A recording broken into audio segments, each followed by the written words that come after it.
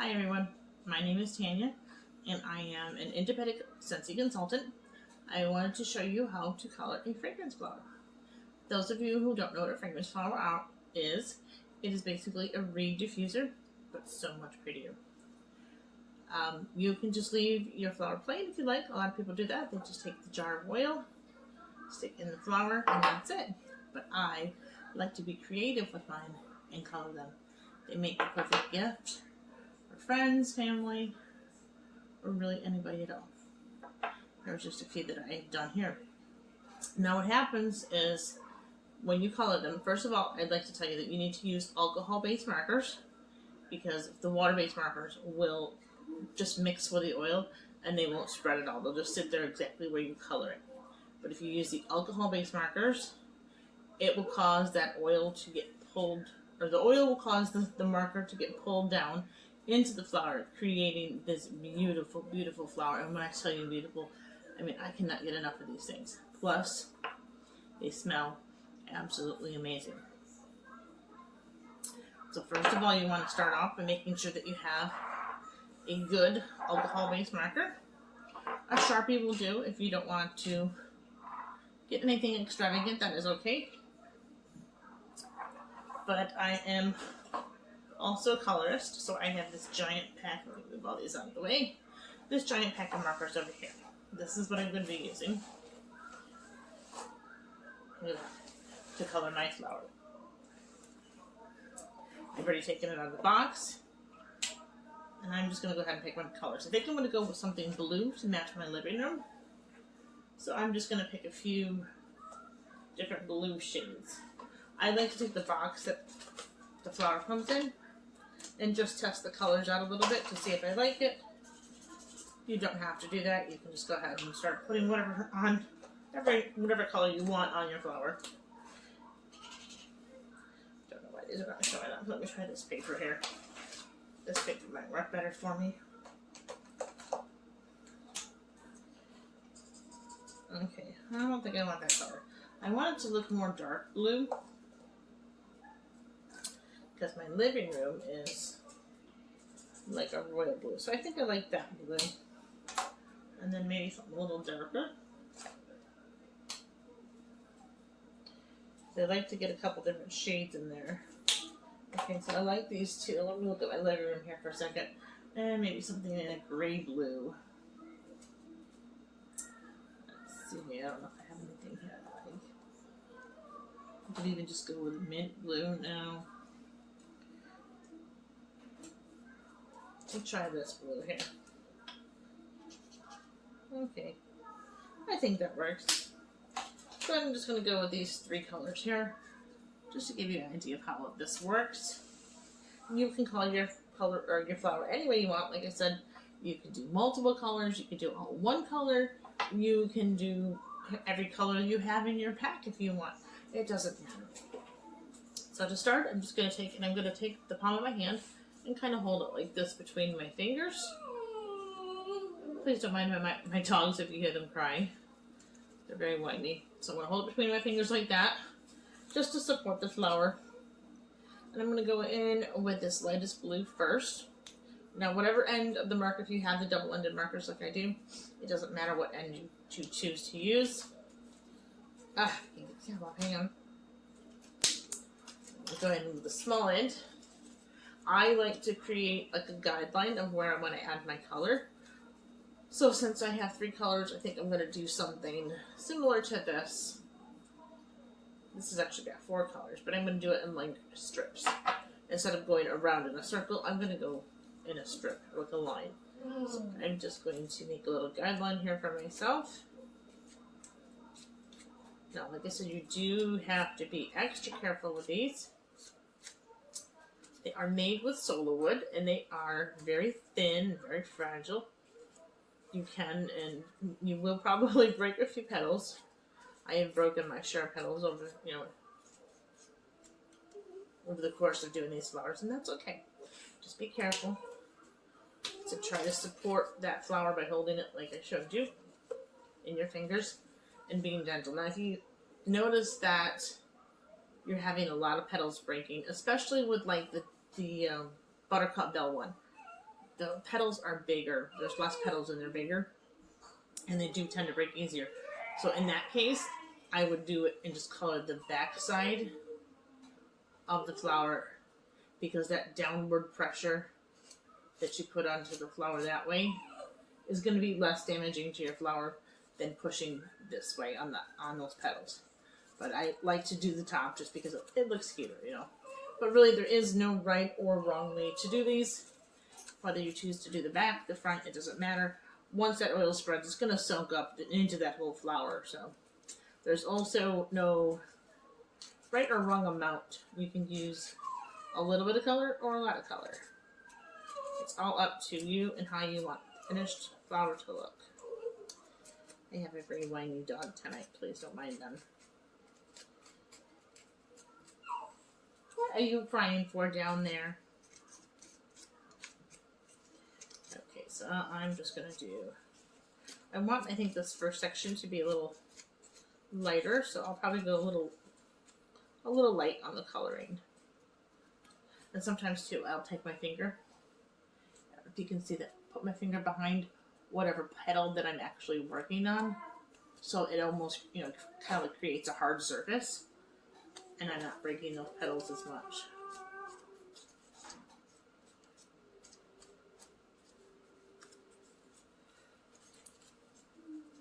And just go around and add it wherever you feel like it needs it. And then, like I said, there's no right or wrong way. Don't worry about how sloppy you are. You can scribble on these. You can try to be perfect with them. It doesn't matter. In the end, it will all spread and look right.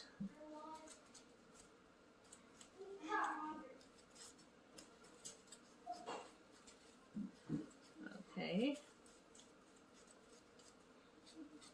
There's a couple petals that are kind of like doubled up on top of each other. So I'd be careful there. Okay. And I think that is probably about good, because like I said, I want to keep it a little softer here and not so heavy. So that is what I have so far. You can see that.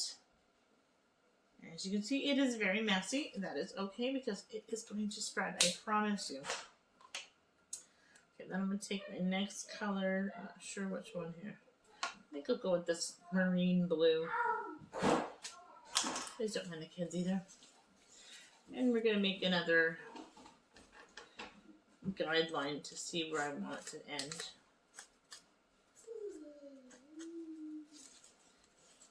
I don't want to go past my guideline. Now, you don't have to make a guideline. You can just go in and color it any way you want. But this is just how I color my flowers. I like to try to be creative with them. I try to set it up to look how I've envisioned it, you know. So I will make little guidelines and marks for myself. But that is not necessary. Didn't show you that, but see, I do have a little guideline. That's how much I'm going to add. So I'm going to do everything from here to that guideline in this shade of blue. And I can go ahead and probably switch to the bigger end of my marker too, because it'll help me go faster.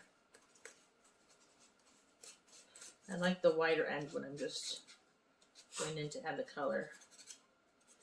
I'll use the skinnier end for the guideline, but then I'll go back in and color it. Now, I've colored so many of these, probably close to over 100.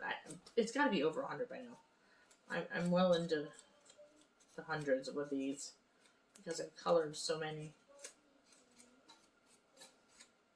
They are my favorite product that we sell. And not only do you get this work of art, because I really do feel that if you spend your time, you know, spend a little time on it, they do become works of art. I have trouble throwing away my old ones. Now they last, typically, no, stop barking. Typically they last 30 days, the oil in the jar. But I find that 3 and 4 months later, my flower still smells good. So they do kind of last a while. It all depends on where in the room they are. Max, let the dog in there with you, please. Sorry. He wants to go lay down with the baby. Max. Let Mocha in there, please. Thank you. He wants to go sit with you. Thank you, bud. There you go. Close the gate. Ouch! Yes, I have dogs. I have kids. I'm a mom.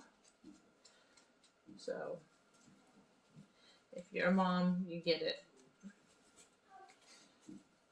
Okay. I want to go a little heavier, I think, in the blue, or this shade of blue. It's like a medium blue. So just give me a minute to add that in a little more. So I want it kind of heavy here.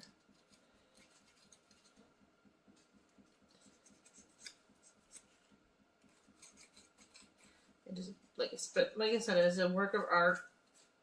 They smell amazing. They last at least 30 days or more. They're something fun to do. I've done it with my kids. My kids love doing these things. I just had my daughter do one with me the other night. I have an autistic 7-year-old who did 2 of them in one night. So really, these can be done by anybody. It's a great, after school project. It's a great project if you homeschool your kids like I do. It can become an art lesson. An art lesson in alcohol markers and how they react with the oil. So it can be a great teaching tool as well. They get to have fun, create their own unique piece of art that will smell amazing.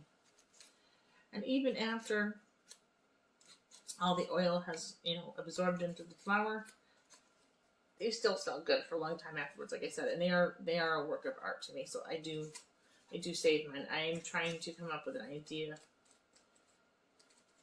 for my older used flowers. I think I'm good with my blue there.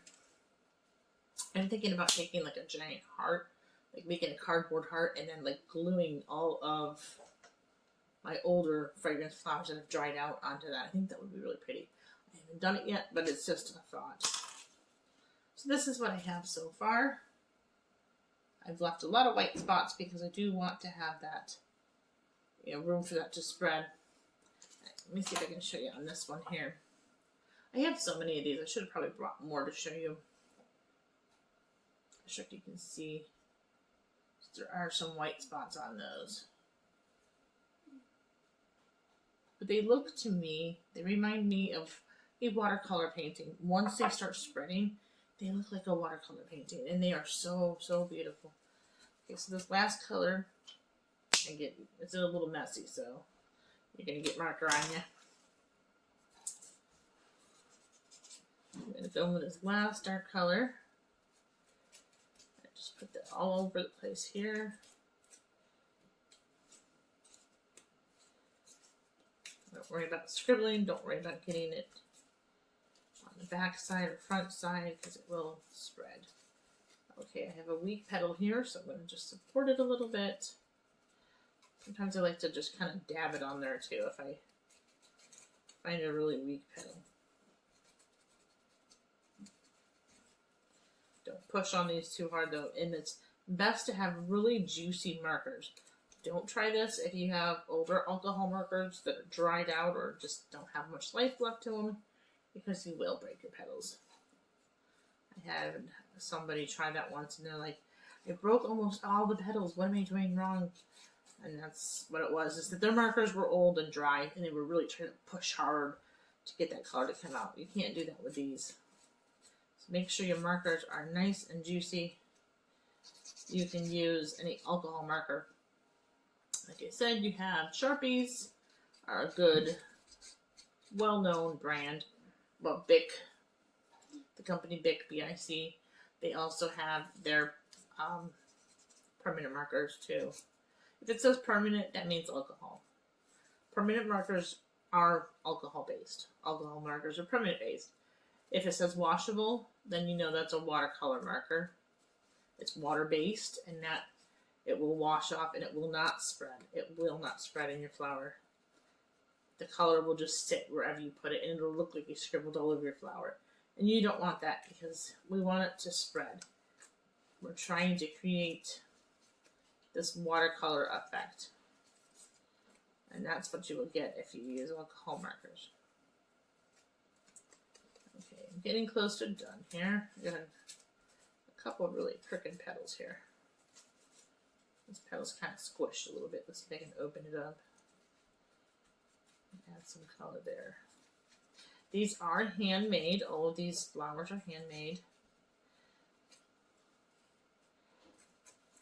So they're not perfect. You will find some crooked petals or crooked stems along the way. You might find little tears. You might find little brown spots. The little brown spots are just where there was a knot in the wood. Because like I said, they are made out of wood. And naturally, wood has little knots. So sometimes you'll see those little knots or brown spots in your flower. And that's okay. That is normal. And it just adds to the uniqueness of it. I think I'm done. Because I know that's going to spread a lot. So there it is. That is my finished flower. There's just a few different shades going on there. That's the hard part. Oh, wait. This is what I was going to do. I totally forgot. Another thing that you can do, not necessarily, not necessary, sorry, but definitely fun to do. I like to take a little bit of acrylic paint, or if you have any kind of paint markers, those are fun too, and just add a little bit of paint on the edges, or some polka dots or something, just to add a little pizzazz. Why are you crying? They're all gonna cry to go in with Max now. They want to go in with my son. And he's under there. Come here. Come here. You're okay. Okay, so you're just going to continue going around the edges, wherever you'd like, to add a little bit of pizzazz. I said this is totally just extra and not necessary. Not necessary at all. Now the acrylic paint will not spread. It will just sit. I see a petal that I missed. It will just sit wherever you've put that paint. I see a petal I missed here.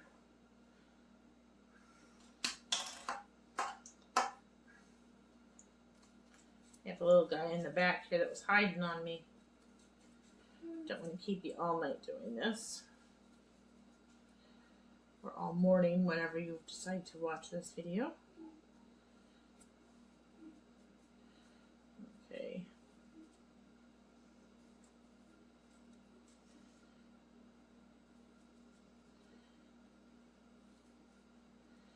Don't really even have to do every petal. I might skip a couple here just to get through it faster.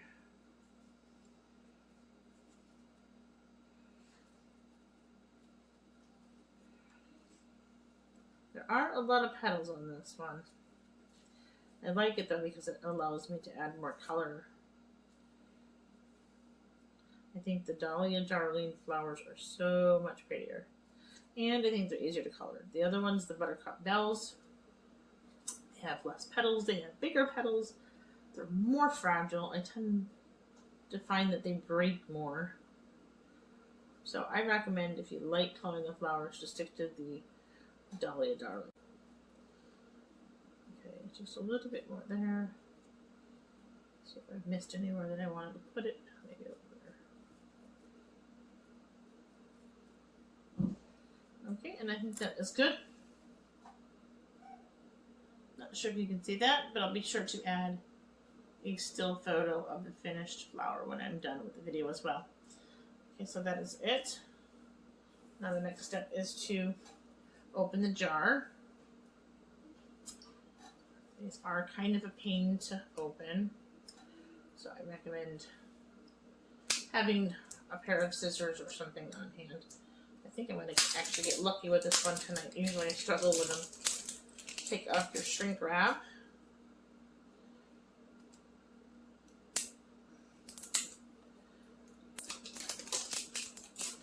Okay. There'll be a black cap. Just go ahead and take that off. This one is mulled cider and spice. It is from the Christmas collection last year that I've had left over. Okay, and there's also a little plug inside, you'll see. Just kind of carefully pry that out. Try not to spill your oil. Okay, so the plug and the cap, you can both throw them out. You don't need them. And it comes with this really pretty decorative silver cap. Let's go ahead and screw that on. Drop your flower in, and that is it. You have your finished fragrance flower that is going to smell amazing. Now it takes about 12 hours for this color, sometimes sooner, depends I think on how much marker you put in there. But I say about 12 hours for the oil to start spreading. And once it does, you'll see that you get something more like this, with the color spreading. I have so many more of these. I should have brought more to show you. And that is what it will look like when it is done spreading. So I will share a picture in the comments, or in the end of this video, what it looks like in a still photo. And I will also share the results tomorrow and the next day, how it looks when it's changed, in the comments if you'd like to see that as well. If you like this video, like, share, and subscribe to my channel for more how-to videos on how to color a fragrance flower. Good night.